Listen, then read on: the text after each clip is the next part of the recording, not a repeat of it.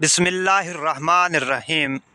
ایک مرتبہ کا واقعہ ہے کہ سید الانبیاء نبی اکرم صلی اللہ علیہ وآلہ وسلم طواف فرما رہے تھے۔ ایک اعرابی کو آپ نے آگے طواف کرتے ہوئے پایا، جس کی زبان پر یا کریم کی صدا تھی۔ حضور اکرم صلی اللہ علیہ وآلہ وسلم نے بھی پیچھے سے یا کریم پڑھنا شروع کر دیا۔ وہ اعرابی رکن یمنی کی طرف جاتا تو پڑھتا یا کریم۔ سرکار دو عالم صلی اللہ علیہ وآلہ وسلم بھی پیچھے سے پڑھتے یا کریم۔ وہ اعرابی جس سمت بھی رخ کرتا اور پڑھتا یا کریم، سرکار دو عالم صلی اللہ علیہ وآلہ وسلم بھی اس کی آواز سے آواز ملاتے ہوئے یا کریم پڑھتے۔ اعرابی نے تاجدار کائنات صلی اللہ علیہ وآلہ وسلم کی طرف دیکھا اور کہا، اے روشن چہرے والے، اے حسین قد والے، اللہ کی قسم، اگر آپ کا چہرہ اتنا روشن اور عمدہ قد نہ ہوتا تو آپ کی شکایت اپنے محبوب نبی کریم صلی اللہ علیہ وآلہ وسلم کی بارگاہ میں ضرور کرتا کہ آپ میرا مذاق اڑاتے ہیں۔ سید دو عالم صلی اللہ علیہ وآلہ وسلم مسکرائے اور فرمایا کہ کیا تو اپنے نبی کریم صلی اللہ علیہ وآلہ وسلم کو پہچانتا ہے؟ عرض کیا، نہیں۔ آپ صلی اللہ علیہ وآلہ وسلم نے فرمایا کہ پھر تم ایمان کیسے لائے؟ عرض کیا، بن دیکھے ان کی نبوت و رسالت کو تسلیم کیا، مانا اور بغیر ملاقات کے میں نے ان کی رسالت کی تصدیق کی۔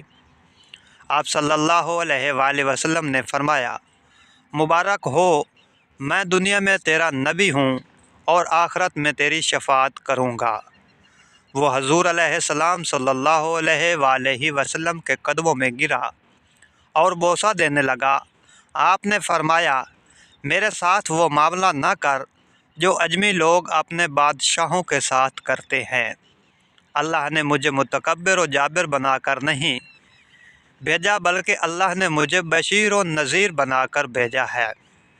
راوی کہتے ہیں کہ اتنے میں حضرت جبرائیل علیہ السلام آئے اور عرض کیا کہ اللہ جل جلالہ نے آپ کو سلام فرمایا ہے اور فرماتا ہے کہ اس عربی کو بتا دیں کہ ہم اس کا حساب لیں گے۔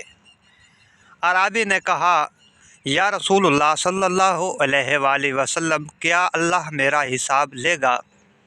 فرمایا، ہاں، اگر وہ چاہے تو حساب لے گا۔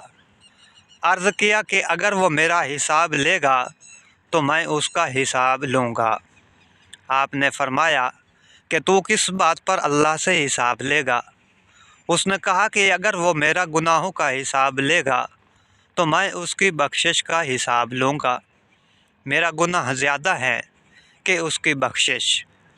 اگر اس نے میری نافرمانیوں کا حساب لیا تو میں اس کی معافی کا حساب لوں گا۔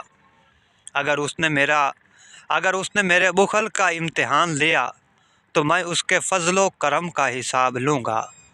حضور اکرم سید دو عالم صلی اللہ علیہ وآلہ وسلم یہ سب سماعت کرنے کے بعد اتنا روئے کہ ریش مبارک آنسوؤں سے تر ہو گئی۔